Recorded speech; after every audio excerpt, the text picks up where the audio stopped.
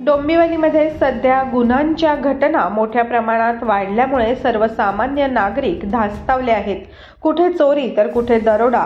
रोजच्या रोज काही ना काही बातम्या कानावर पडतच असतात. त्यातच आणखी एक धक्कादायक बातमी समोर आली आहे. प्रवासी बनून ओला कॅबमध्ये बसायचे आणि संधी मिळताच त्या ड्रायव्हरला लुटणाऱ्या टोळीचा पर्दाफाश झाला आहे.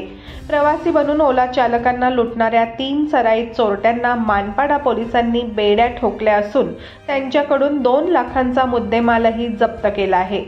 फिक अबुबकर, अमन तौकीर, अहमद अन्सारी, अमन शैकत जमादार अशी या सराईत आरोपींची नावे आहेत. ते डोंबिवली परिसरात येणाऱ्या ओला चालकांना वाशीला जायचं आहे असे सांगत आणि त्यांच्या गाडीमध्ये बसत रहदारी नसलेल्या ठिकाण आलं की गाडी थांबवत आणि चालकाला चाकूचा धाक दाखवून त्यांच्याकडचे पैसे, मोबाईल, किमती वस्तू घेऊन फरार होत.